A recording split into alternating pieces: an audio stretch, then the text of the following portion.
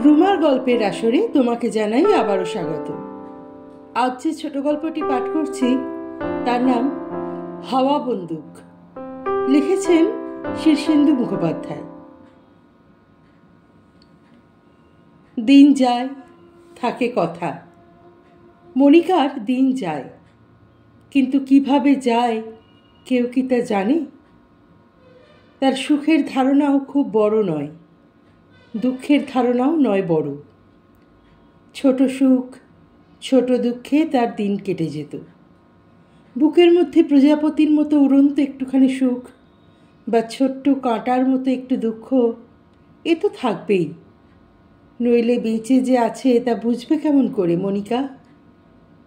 কিন্তু সুখ দুঃখের সেই ছোট ধারণা ভেঙে দুয়ার খুলে বিশাল পুরুষের মতো অচেনা দুঃখ যখন সামনে এসে দাঁড়ায়, যখন লুটেরার মতো দাবি করে সর্বস্ব, তখন সেই দুঃখ আকাশ বা সমুদ্রের মতো ভুবন ব্যাপ্ত বিশালতার ধারণা নিয়ে আসে। মনিকার দুর্বল মাথায় তা যেন ধরে না। গড়ের মাঠে শীতের মেলায় তারা হেঁটেছিল দুজনে। তখন টুকুন ছিল না। সঞ্জয়ের সঙ্গে তখনও তার বিয়ে হয়নি। চুরি করা দুর্লভ বিকালে তারা ওই রকম বেরোতে পারত। সঞ্জয় অফিস থেকে বেরিয়ে আসতো, মনিকা পালাতো কলেজ থেকে। একদিন তেমনি তারা গিয়েছিল শীতের মেলায়। মেলায় ছিল রঙিন আলো, সজ্জিত মানুষের ভিড়, নাগরদোলা, লক্ষ্যভেদের দোকান, ছিল ধুলো, শীতের বাতাস, আর ছিল রোমহর্ষ। বিষণ্ণতা কোথাও ছিল না। লক্ষ্যভেদের দোকানে চক্রাকারে সাজানো বেলুন, ঝুলন্ত খেলনা, বল। দোকানি ডাকছে, প্রতি শট 5 পয়সা, আসুন হাতে টিপ দেখে নিন। প্রতি শট 5 পয়সা, আসুন হাতে টিপ দেখে নিন। সঞ্জয় দাঁড়ায়। মনিকা, হাতের টিপ দেখি।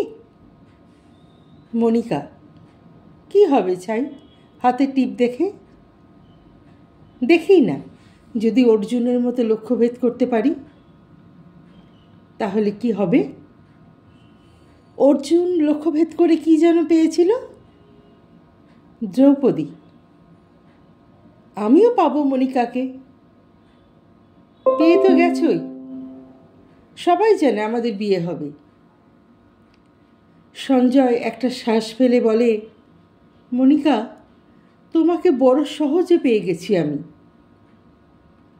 ঠিক, ডুয়েল লড়তে হয়নি, যুদ্ধ করতে হয়নি, মা বাবা বাধা দেয়নি, কিন্তু এত সহজে কিছু কি পাওয়া ভালো? মনিকা ভ্রু কুঁচকে বলে, ভালো নয়। তবে তুমি কি চাও? তোমার আমার মধ্যে বাধাবিঘ্ন আসুক? না না, তা নয়। তবে কি তুমি আমাকে মোটেই চাও না? আমি সহজলভ্য বলে? তাও নয়। তোমাকে চাই, কিন্তু এত সহজে নয়। সহজে কিছু পেলে মনে হয় পাওয়াটা সম্পূর্ণ হচ্ছে না। জয়ের আনন্দই আলাদা। মনিকা হাসল, বলল, তবে বরং আমি কিছুদিনের জন্য অন্য পুরুষের প্রেমে পড়ে যাই, কিংবা চলে যাই 2 বছরের জন্য দিল্লি মাসির বাড়িতে। বিয়ে পরীক্ষাটা না হয় ওখানেই দেব। নইলে চলো ঘুমের ওষুধ খেয়ে পড়ে থাকি। তুমি অনেক ঝামেলা টামেলা করে আমাকে ফের বাঁচিয়ে তোলো, তাতে বেশ দুর্লভ হয়ে উঠি আমি। সঞ্জয় মৃদু হেসে বলে, না না, অতটা কিছু করার নেই। বরং ওই টার্গেটের দোকানে চলো, একটা বেলুন দেখিয়ে দাও, আমি ফাটাবো। ফাটালে কি হবে? তোমাকে জয় করা হবে। না পারলে? জয় করা হবে না। তাহলে আমাদের বিয়েও হবে না? সঞ্জয় মাথা নেড়ে বলল, না। বাবা, তাহলে আমি ওর মধ্যে নেই। আমি সব কিছু সহজে পেতে ভালোবাসি। সঞ্জয় তার হাতখানা ধরল, বলল, মনিকা, ওই যে মাঝখানের হলুদ রঙের বেলুনটা, ওইটাকে ফাটাবো 3 চান্সে। যদি না পারো? না পারলে? কথা শেষ করে না সঞ্জয়। পারলে বিয়ে হবে না। মনিকা খুব গম্ভীর হয়ে বলল, শোনো। কি, তুমি ইয়ার্কি করছো? না, সিরিয়াস। ভীষণ। মনিকা শ্বাস ছেড়ে বলে, তুমি ভীষণ জেদি। পুরুষ মানুষের জেদ থাকা ভালো, কিন্তু যার ওপর আমাদের মরণ বাঁচন, তা নিয়ে তোমার খেলা কেন? সঞ্জয় কাতর স্বরে বলে, মনিকা, আমরা যখন ছোট ছিলাম তখন থেকেই তোমার আমার ভাব। পাশাপাশি বাড়িতে বড় হয়েছি। বড় হতে হতেই জেনে গেছি তোমার সঙ্গে আমার বিয়ে হবে। কত সহজ ব্যাপারটা বলো তো। কোনো রহস্য নেই, রোমাঞ্চ নেই, প্রতিযোগিতা নেই। এ কেমন পাওয়া? আজকের দিনটা আর একটু ক্ষণের জন্য এসো, একটু দুর্লভ হই। কিছুক্ষণ অনিশ্চয়তা খেলা করুক আমাদের সম্পর্কের মধ্যে। মনিকার বড় অভিমান হয়েছিল মনে মনে। সে কি বাজিকরের দোকানের জিনিসের মতন হয়ে গেছে? সে কি লটারির পুরস্কার? তাদের এতদিনকার সম্পর্ক একটা হলুদ বেলুনের আয়ুর ওপর নির্ভর করবে অবশেষে? ছোট্ট একটু দুঃখ কাঁটার মতো ফুটল বুকে। ছোট্ট কাঁটা, কিন্তু তার মুখে বড় বিষ, বড় জ্বালা। মনিকার চোখ ভরে জলও কি আসেনি? এসেছিল। মুখ ফিরিয়ে এসে সেই জলটুকু মুছে নিল গোপনে। বলল, শোনো, আমি লটারির প্রাইজ নই। আমি তোমাকে পেতে চেয়েছি সমস্ত অন্তর দিয়ে। তোমাকে যে ভালোবাসি সে আমার পূজা। আমি কেন নিজেকে অত হালকা হতে দেব? তুমি চলো, ওই দোকানে যেও না। ও খেলা ভালো নয়। কিন্তু সঞ্জয় বড় জেদি। ওই জেদি তাকে পুরুষ করেছে। ওই জেদি মনিকাকে মুগ্ধ করেছে কতবার। সঞ্জয় মাথা নাড়ল, মুখে হাসি নিয়ে বলল, শোনো মনিকা, বেলুনটা আমি ঠিক ফাটাবই। এইসব নিয়ে খেলা করো না, চলে এসো। না প্লিজ, 3টে চান্স দাও। মনিকা একটা শ্বাস ফেলল, তারপর আস্তে করে বলল, কিন্তু মনে রেখো, যদি না পারো এ বিয়ে হবে না। আমিও তো তাই ভাবছি। মনিকার ঠোঁট কেঁপে ওঠে, গলা ধরে যায় আবেগে। সঞ্জয়ের কাছে তার অস্তিত্ব কি এতই পলকা? যদি ও না পারে তবে সে ওর কাছে মিথ্যে হয়ে যাবে। এই সামান্য খেলায় সারা জীবনের এত বড় একটা সিদ্ধান্ত নিয়ে নেবে তারা?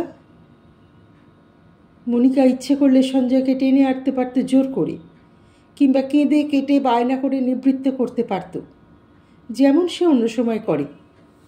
কিন্তু এই সর্বনাশা মুহূর্তে হঠাৎ এক অহংকার অভিমান চেপে বসল মনিকাকেও। তার জল ভরা চোখ থেকে বিদ্যুৎ বর্ষিত হলো। কান্নাটা চেপে রেখে সে বলল, বেশ। দোকানি বন্দুক ভরে এগিয়ে দিল।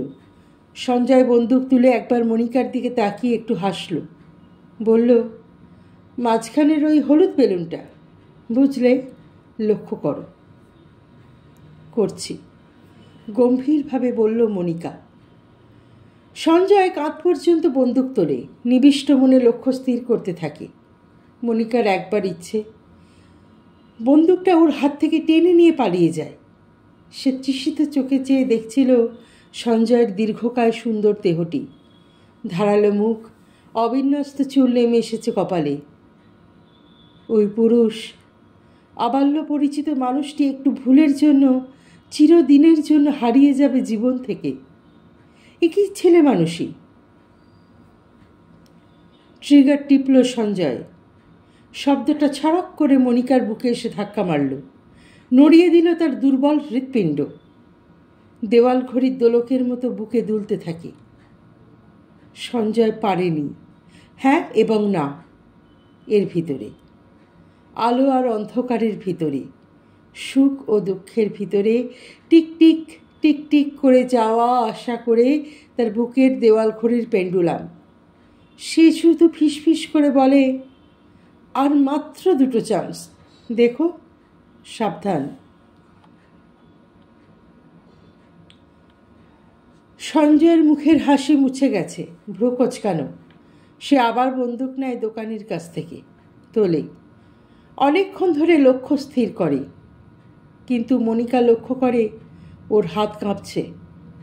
বড় মায়া হয় মনিকার। সে বুঝল এবারেও সঞ্জয় পারবে না। দু চোখ ভরে আবার জল এলো তার। ভাঙা কাচের ভিতর দিয়ে দেখলে যেমন অদ্ভুত দেখায় চারধারকে, তেমনি চোখের জলের ভিতর দিয়ে সে দেখতে পেল রঙিন আলোর সুন্দর মেলাটি যেন ভেঙে চুরে ধ্বংসস্তূপ হয়ে যাচ্ছে ধীরে ধীরে। প্রতিবিম্বই বলে দিচ্ছে এ পৃথিবীর সুখ ভঙ্গুর, জীবন কত অনিশ্চিত। সঞ্জয়ের হাওয়া বন্দুকের শব্দ এবারও কাঁপিয়ে দিল মনিকাকে। সেই সঙ্গে যেন কেঁপে উঠল পৃথিবী। ভেঙে পড়ার আগে আর্তনাদ করে উঠল সমস্ত ভুবন। দ্রুত দোল খেতে লাগলো বুকের দোলকটি, যেন বা খসে পড়ার আগে সে তার শেষ দোলায় দুলছে। এবারেও লাগেনি। সঞ্জয়ের মুখে রক্ত এসে জমা হয়েছে, ফেটে পড়ছে ভয়ঙ্কর মুখখানা। দুটো চোখ জলজল করছে উত্তেজনায়, তার ঠোঁট সাদা। দোকানি আবার বন্দুক ভরে এগিয়ে দেয়, নির্লিপ্ত গলায় বলে, এবার মারুন, ঠিক লাগবে। লাগবে? সঞ্জয় প্রশ্ন করে। দোকানদার তো ভেতরের কথা কিছু জানে না। সে তাই ভালো মানুষের মতো বলে, আসলে মনটা স্থির করাই হচ্ছে সত্যিকারের টিপ। চোখ হাত তো মনের গোলাম। মনটাকে স্থির করুন, ঠিক লাগবে। সঞ্জয় বন্দুকটা শেষবারের মতো হাতে নিল। তারপর মনিকার দিকে ফিরে চাপা গলায় ডাকল, মনিকা। যদি না লাগে তবে? মনিকা শ্বাস ফেলে বলে, তুমি তো জানোই। সঞ্জয় মাথা নেড়ে বলে, জানি ঠিক, তাই একটা কথা বলে নি।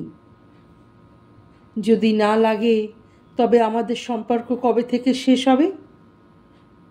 মনিকা ধীর গলায় বলল, আজ, এখন থেকে।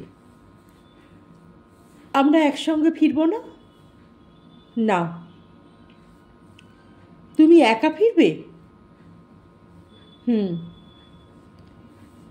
আজ থেকে অন্য মানুষ হয়ে যাবে? আমার মনিকা আর থাকবে না তুমি? তুমি তো ঠিক করেছো সেটা। সঞ্জয় ম্লান একটু হেসে বলল, হ্যাঁ। তারপর একটা শ্বাস ফেলে বলল, মনিকা, এবারেও যদি না লাগে তবে আমাদের সম্পর্ক তো শেষ হয়ে যাবে। তবু তোমাকে বলিনি। আমি তোমাকে খুব খুব খুব ভালোবাসতাম, আর কখনো কাউকে এত ভালোবাসতে পারবো না। মনিকা রুমাল তুলে দাঁতে কামড়ে বলল, কিন্তু তবু কি পারল কান্নাটাকে আটকাতে? কোনো ক্রমে কেবল অসহায় একখানা হাত বাড়িয়ে দিয়ে বলল, শোনো। কি? শেষ চান্সটা থাক, মেরো না। কেন? আমি তোমাকে ভালোবাসি। আমিও। তবে ওটা থাক, সারা জীবনের জন্য বাকি থাক। হেরে যাব মনিকা? পালাবো? তাতে কি, কেউ তো জানবে না। সঞ্জয় দ্বিধায় পড়ল কি, বন্দুকটা রাখলো, একটা সিগারেট ধরালো। কুচকানো চোয়ালের পেশি দ্রুত ওঠানামা করল। সিগারেটটা গভীরভাবে টানল সে। ধোঁয়া ছেড়ে সেই ধোঁয়ার ভিতর দিয়ে মনিকার অস্পষ্ট মুখের দিকে চেয়ে রইল একটুক্ষণ। তারপর বলল, কেউ জানবে না? কিন্তু তুমি তো জানবে। কি জানব? আমি যে পালালাম। আমি ভুলে যাব। সঞ্জয় মৃদু হাসে, মাথা নাড়ে। তা হয় না। আমাকে বুকের মধ্যে নিয়েও তুমি মনে মনে ঠিকই জানবে যে এ লোকটা কাপুরুষ। এ লোকটা শেষবার বন্দুক চালাতে ভয় পেয়েছিল। মনিকার চোখের জল গড়িয়ে নামল। দোকানদার অবাক হয়ে দেখছিল তাকে। সামান্য বেলুন ফাটানো টার্গেটের খেলায় কান্নাকাটির কি আছে তা তো তার জানা ছিল না। রঙিন আলোর মেলায় আনন্দিত মানুষজন কেউই জানত না মেলার মাঝখানে কি এক সর্বনাশা ঘটনা কত নিঃশব্দে ঘটে যাচ্ছে। সঞ্জয় ধীরে ধীরে বন্দুকটা তুলে নেয়। মনিকা মুখ ফিরিয়ে নিল অন্যদিকে। হাওয়া বন্দুকটা ধীরে ধীরে কাঁধের কাছে তুলে নিচ্ছিল সঞ্জয়। দিন যায়, কথা থাকে।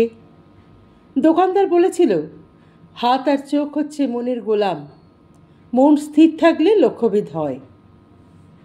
মনিকা ভাবে, তবে কি মনই স্থির ছিল না সঞ্জয়ের? মনিকার প্রতি তবে কি স্থির ছিল না সঞ্জয়ের মন? তাহলে কেন বন্দুকের খেলায় ওই হেলাফেলা উদাসীনতা? মনিকা দাঁতে রুমাল ছিঁড়ে ফেলল টানে। দুই হাত প্রাণপণে মুঠো করে তার চারধারে ভেঙে পড়ার আগের মুহূর্তের পৃথিবীকে ডেকে নিল। নিষ্ঠুর, এবার চালাও ওই খেলনা বন্দুক, ভেঙে পড়ুক মনিকার জগৎ সংসার। সেই ভগ্নস্তূপের ওপর দিয়ে হেঁটে আজ একা ঘরে ফিরে যাবে মনিকা। চক্রাকারে সাজানো হরেক রঙের বেলুন, ঠিক মাঝখানে হলুদ বেলুনটা। ফাটবে নাকি ফাটবে না? সঞ্জয় অনেকক্ষণ ধরে লক্ষ্য করে, নলের ওপর দিয়ে চেয়ে থাকে বেলুনটার দিকে। পৃথিবী সুতোয় দুলছে, ছিঁড়বে, এক্ষুনি ছিঁড়বে। হাওয়া বন্দুকের শব্দ শেষবারের মতো বেজে উঠল। সঞ্জয়ের হাত থেকে বন্দুকটা খসে যায়। মনিকা শিউরে ওঠে, ফিরে তাকায়। চক্রের মাঝখানে হলুদ বেলুনটা নেই, ফেটে গেছে। নরম রবার ঝুলে আছে ন্যাকড়ার মতো। দোকানদার বলল, বাহ, এই তো পেরেছেন।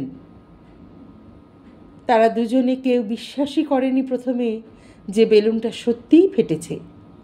বুঝতে সময় লাগে। বিহবল গলায় সঞ্জয় ডাকে, মনিকা। লেগেছে? যা, সত্যি দেখো। মনিকা কাঁদে, তারপর চোখের জল মুছে হাসে। মেলাটা কেমন রঙিন আলোয় ভরা। সজ্জিত মানুষেরা কেমন হেঁটে যাচ্ছে চারদিক। অবিরল ঘুরে যাচ্ছে নাগরদোলা।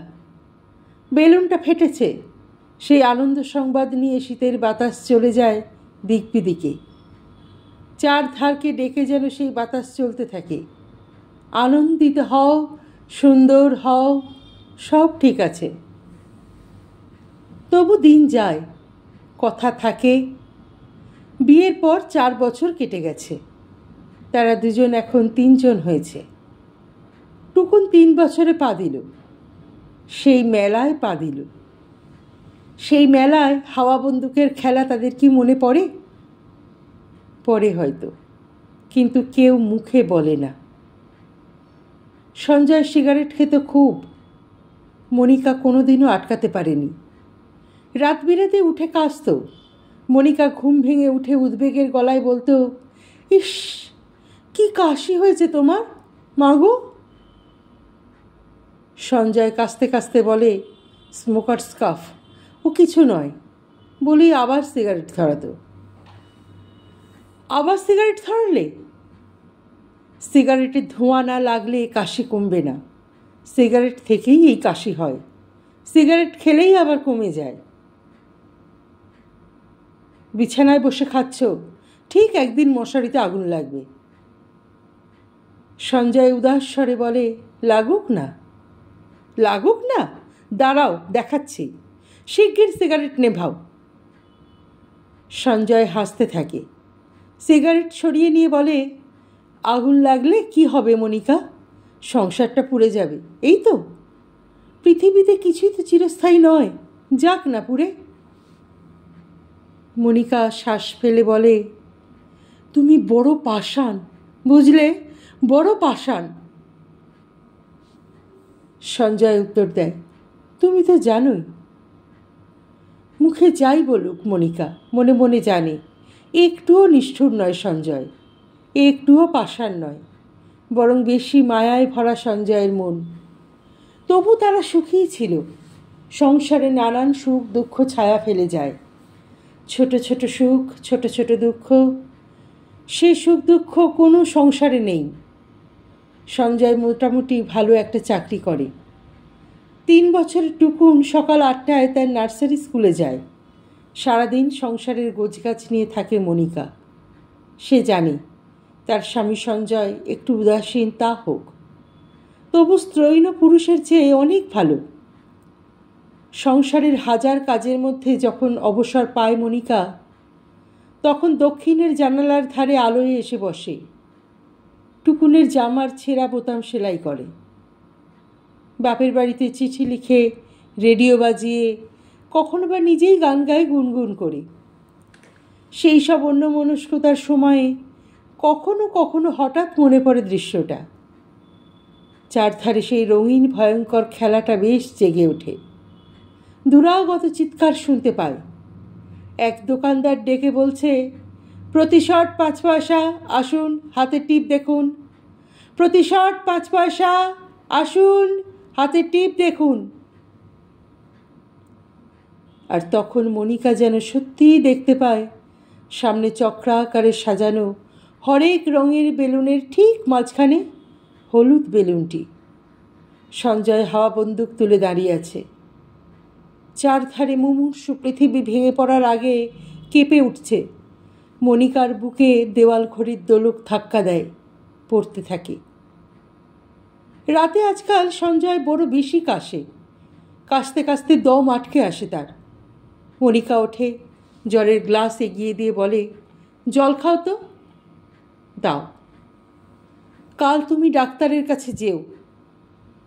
দূর দূর, ডাক্তাররা একটা না একটা রোগ বের করেই, রোগ না থাকলেও। এ কাশি কিছু নয়। সিগারেটের প্যাকেটটা দাও তো, টেবিল থেকে হাত বাড়িয়ে। খেও না, পায়ে পড়ি তোমার। আহ, দাও না, সিগারেটের ধোঁয়া ছাড়াই কমবে না। রোজ তোমার এক কথা, তুমি আগে ডাক্তার দেখাও তো। ডাক্তাররা কিচ্ছু জানে না। হ্যাঁ, তুমি খুব জানো। আমি ঠিক জানি, বরং একটা ওষুধ কিনে আনব। মনিকা বিছানায় বসে সঞ্জয়ের চওড়া রোমশ বুকের উপর হাত রাখে স্নেহে। এই পুরুষটিকে সে খুব চিনে গেছে। ভারী একগুঁয়ে, জেদি, তবু ভেতরে ভেতরে মেয়েদের মতোই নরম। বুকে হাত বুলিয়ে দিতে দিতে মনিকা বলে, নিজের ওপর তোমার একটুও নজর নেই। চা আর সিগারেটের ওপর সারাদিন আছো। এত ভালো নয়, বুঝলে? কাল থেকে সকালে আর 2 কাপ চা দেব না। দ্বিতীয়বারে চায়ের বদলে দুধ দেব। ধুস, ওসব বললে হবে না, খেতে হবে। আর অফিস থেকে তাড়াতাড়ি ফিরবে।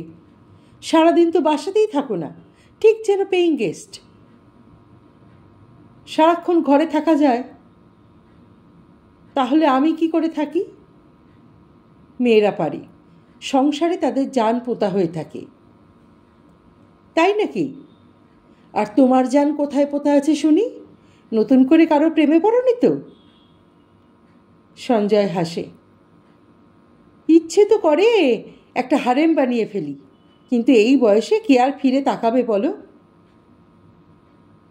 ফিরে তাকাবার লোকের অভাব নেই। সেদিন মনুর বিয়েতে ওর যে একদল কলেজের বন্ধু এসেছিল, তাদের মধ্যে একজন শ্যামলা মতো মেয়ে হাঁ করে তোমাকে খুব দেখছিল। যা, তোমার যত বানানো কথা। সত্যি বলছি মাইরি। আমার গা ছুঁয়ে বলছো তো? ও বাবা, বলে মনিকা হাতটা টেনে নেয়। কি হলো, হাতটা সরিয়ে নিলে কেন? তোমাকে ছুঁয়ে দিলাম যে। সঞ্জয় হাসে। গা ছুঁয়ে বলতে সাহস হচ্ছে না, তার মানে মিথ্যে কথাই বলছো? না গো, সত্যিই মেয়েটা দেখছিল। তবে গা ছুঁয়ে বলো। না, তোমাকে ছুঁয়ে আমি কখনো দিব্যি গালি না। সঞ্জয় বলল, তাহলে বলি, তুমি যে বড় দর্জির দোকানে ব্লাউজ বানাতে দাও, সেখানকার সুন্দর মতো সেলসম্যানটি তোমার দিকে যেভাবে তাকিয়ে থাকে। যা, বলবে না। নোংরা কথা, বলে মনিকা। আর সেদিন পাড়ার ছেলেরা যে চাঁদা চাইতে এসেছিল, তাদের মধ্যে একজন কেন তোমার কাছে জল খেয়ে গেল জানো? এই এই এমন মারবো না, কেবল বানাচ্ছে, চুপ করো, ওসব শুনলেও পাপ। তারা দুজনেই খুব হাসতে থাকে, কারণ তারা জানে ওসব কথা সত্যি নয়, কিংবা হলেও তাদের কিছু যায় আসে না। তাদের ভালোবাসা গভীর গভীর। সকালে টুকুন দুলে দুলে পড়ছে, baa baa black sheep, have you any wool? Yes sir, yes sir, 3 bags full. Monika রান্নাঘরে ঝিকে বকছে, রোজ আসতে তোমার বেলা হয়ে যায়, এঁটো বাসনপত্র পড়ে আছে, ঝাঁটপাট হয়নি, 7টা বেজে গেল, টুকুনের স্কুলের বাস আসবে এক্ষুনি, কখন কি হবে বলো তো? ঝি উত্তর দেয়, কি করব বৌদি, বড় বাড়িতে বেশি মাইনে দেয়, তারা সহজে ছাড়তে চায় না, কেবল এটা করে যাও ওটা করে দাও, তোমার বাড়ি সেরে আবার এক্ষুনি ও বাড়ি দৌড়তে হবে। বেশি মাইনে যখন, তখন ও বাড়ির কাজটাই ধরে রাখো, আমারটা ছেড়ে দাও, আমি অন্য লোক দেখে নিই। পই পই করে বলি, আমার ছেলে সকালে স্কুল, কর্তার অফিসও 9টায়, একটু তাড়াতাড়ি এসো, তুমি কেবল বড় লোকের বাড়ির বেশি মাইনের কাজ দেখাও। বাথরুম থেকে ক্রমান্বয়ে কাশির শব্দ আসে। টুকুন এক নাগারে ব্যা ব্যা ব্ল্যাক শিপ পড়ে যাচ্ছে। মনিকা ডাক দিয়ে বলে, টুকুন, কেবল ওই কবিতাটাই পড়লে হবে? একটু অঙ্ক বইটা দেখে নাও, কাল অঙ্কে ব্যাট পেয়েছ। মনিকা? বাথরুম থেকে ক্ষীণ গলায় সঞ্জয় ডাকে। মনিকা উত্তর দেয়, কি বলছো? একটু শুনে যাও। দাঁড়াও, আমার হাত জোড়া, ডালে সম্বর দিচ্ছি। এসো না। উফ, আমি যেতে পারবো না, টুকুনের টিফিনের বাক্স গোছানো হয়নি, জলের বোতলে জল ভরা হয়নি, এক্ষুনি বাস এসে পড়বে। সঞ্জয় চুপ করে থাকে, তারপর আবার শোনা যায় তার কাশির শব্দ, দম বন্ধ করা সেই কাশি। তারপরেই ওয়াক তুলে বমি করার শব্দ হয়। উমা, কি হলো বলে মনিকা উঠে বাথরুমের বন্ধ দরজায় এসে ধাক্কা দেয়। এই, কি হয়েছে? এই, ভিতর থেকে উত্তর আসে না। কোনো উত্তর আসে না, কেবল বেসিনে জল পড়ে যাওয়ার শব্দ হতে থাকে। দরজায় ধাক্কা দেয় মনিকা। এই, দরজাটা খোলো না, কি হয়েছে তোমার, বমি করছো কেন? সঞ্জয় উত্তর দেয় না। মনিকা দরজায় ক্রমাগত ধাক্কা দেয়। এই, কি হয়েছে? ওগো, দরজাটা খোলো না।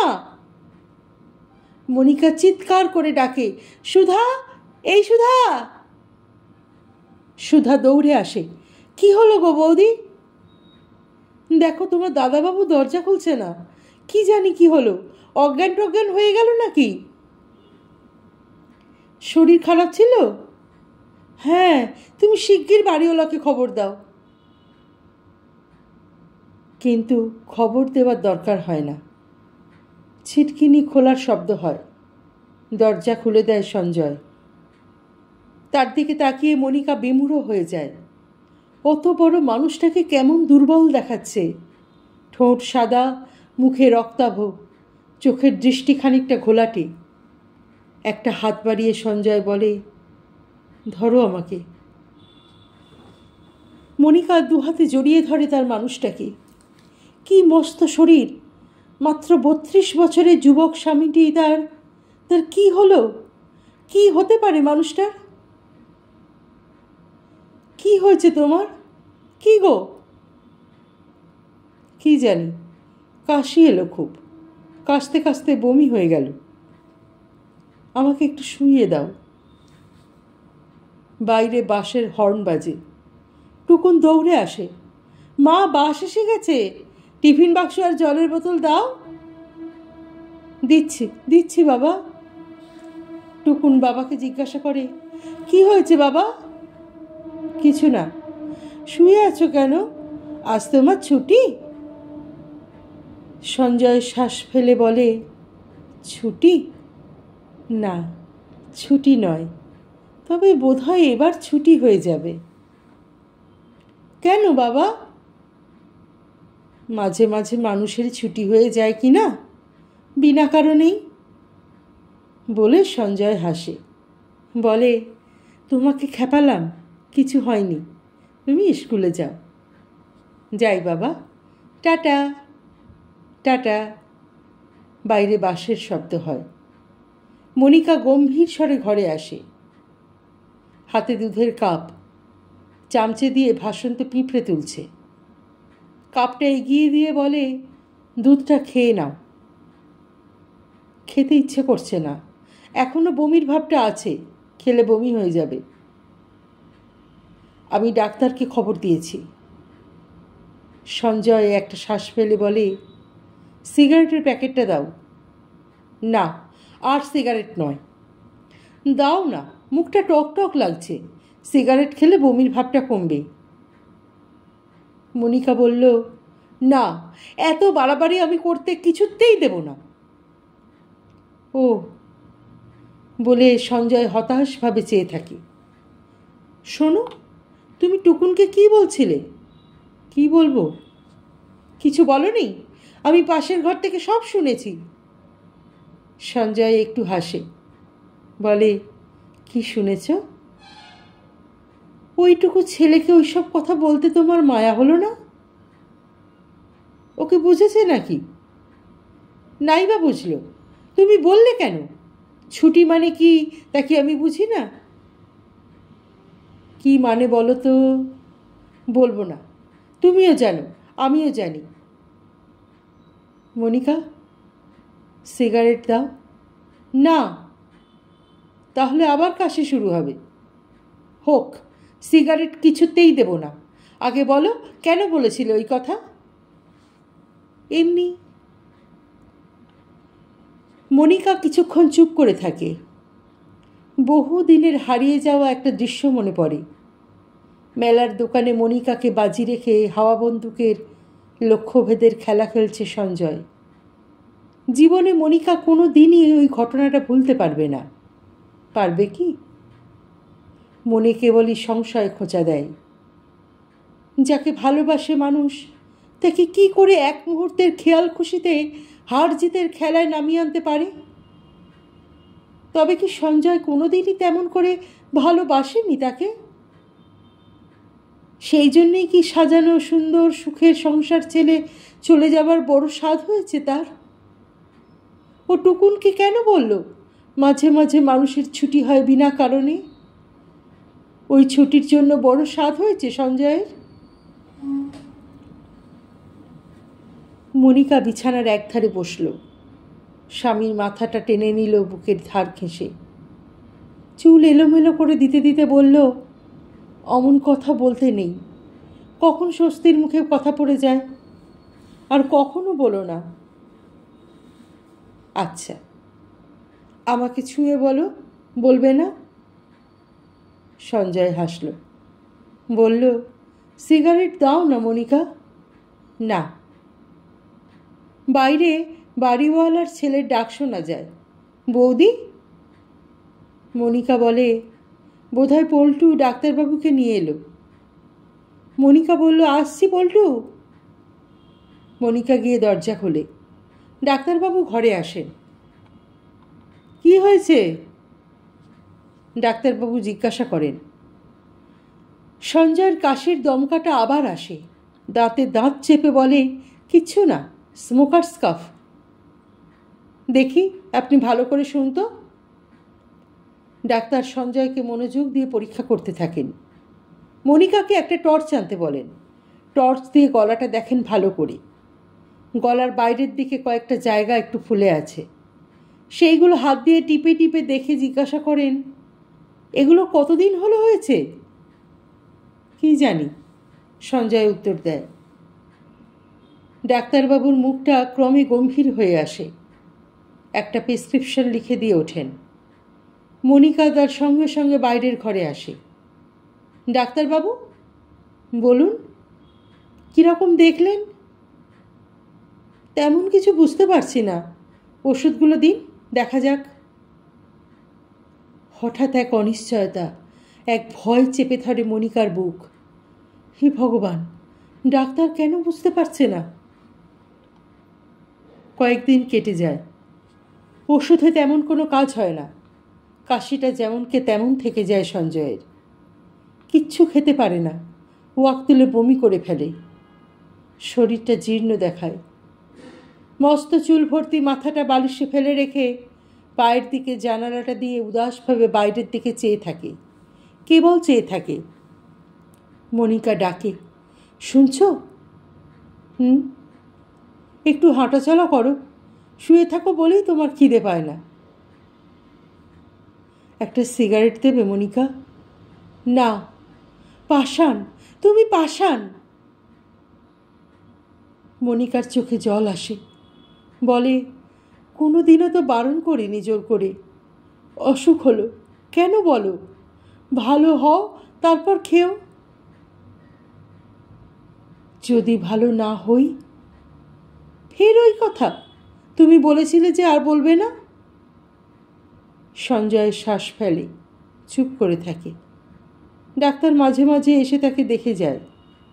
একদিন চিন্তিত মুখে ডাক্তার মনিকাকে আড়ালে ডেকে বলে, গলার ঘাটা একটু অন্যরকম মনে হচ্ছে, বরং ডাক্তার বসুকে একবার দেখান। আপনার কি মনে হয়? কিছু বলা মুশকিল। দীর্ঘস্থায়ী কোনো ঘা দেখলে অন্যরকম একটা সন্দেহ হওয়া অস্বাভাবিক নয়।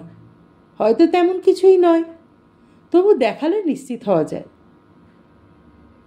ডাক্তারবাবু চলে গেলে মনিকা স্তব্ধ হয়ে দাঁড়িয়ে থাকে। ডাক্তারের কথার অন্তর্নিহিত অর্থ বুঝতে তার দেরি হয় না। ডাক্তাররা সহজে নিজের অক্ষমতা প্রকাশ করে না। সুতরাং মনিকা বুঝতে পারে, এতকাল ছোট্ট সুখ, ছোট্ট দুঃখের সঙ্গেই ছিল তার ভাব ভালোবাসা।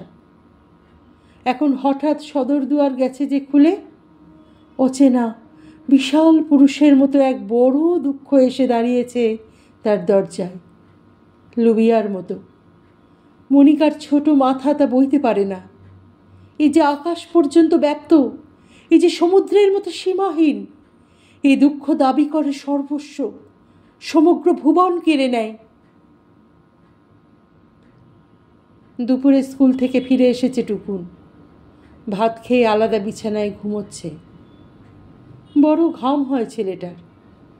একটা মাত্র পাতলা জামা গায়ে, তবু জলধারায় ভেসে যাচ্ছে গলা, বুক, কপালে মুক্তবিন্দু।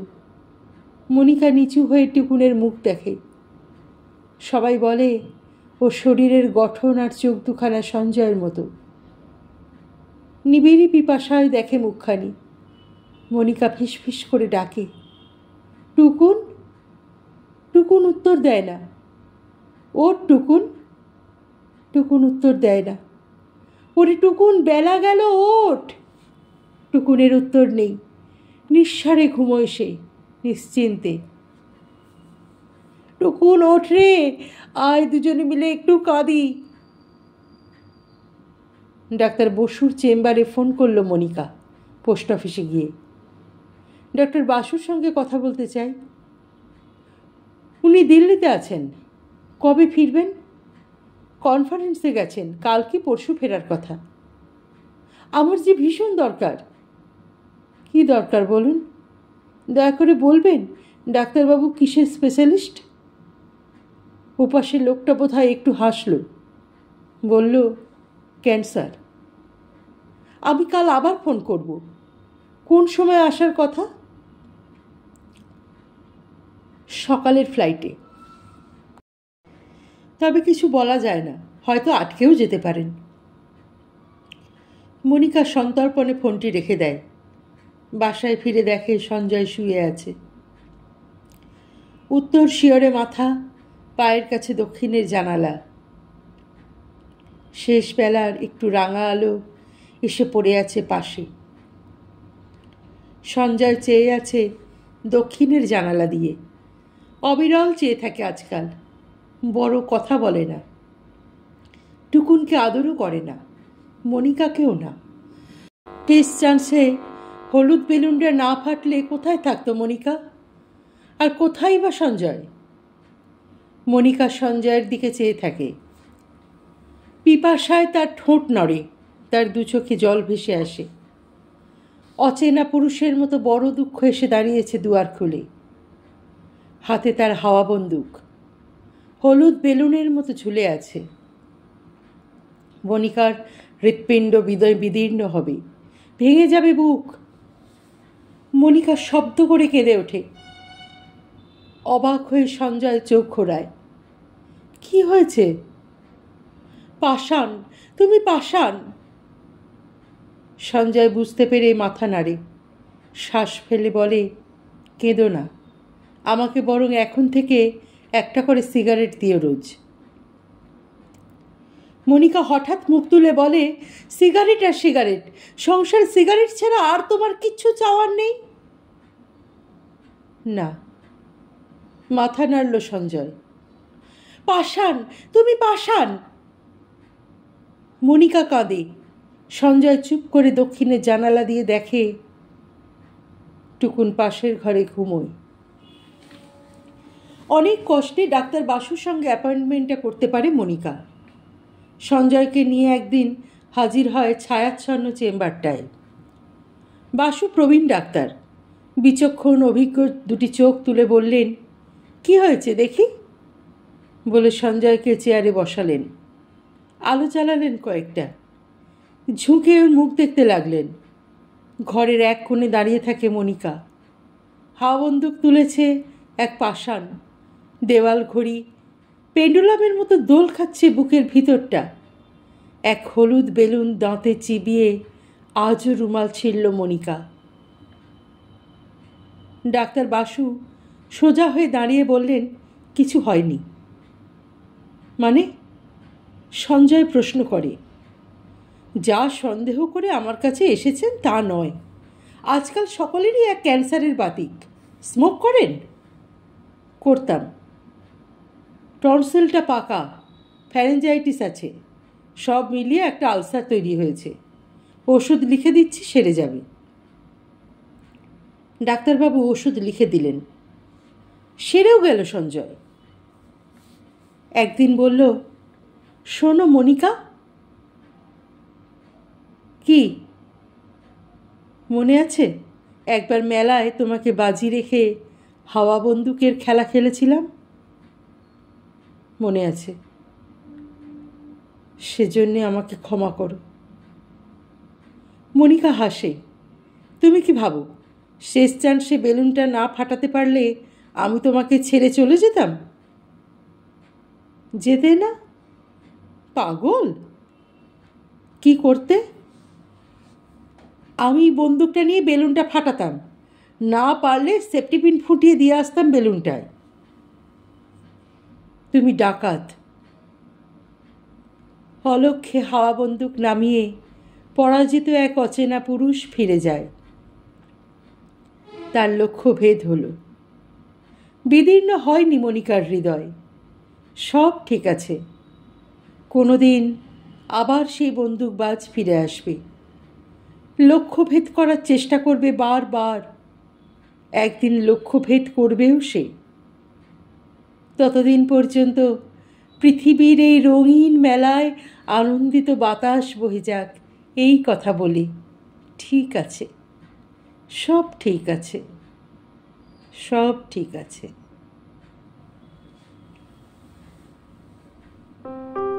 আজকের গল্পটি কেমন লাগলো তোমার মূল্যবান মতামত অবশ্যই কমেন্ট বক্সে লিখে জানিও। গল্পটি ভালো লাগলে একটি লাইক করো, শেয়ার করে দিও পরিচিত এবং প্রিয়জনদের মধ্যে। আর হ্যাঁ, যারা এখনো চ্যানেলটি সাবস্ক্রাইব করনি তারা কিন্তু চ্যানেলটি সাবস্ক্রাইব করে দিয়ে সঙ্গে থেকেও অপেক্ষা করো পরবর্তী গল্পের জন্য। অনেক ধন্যবাদ।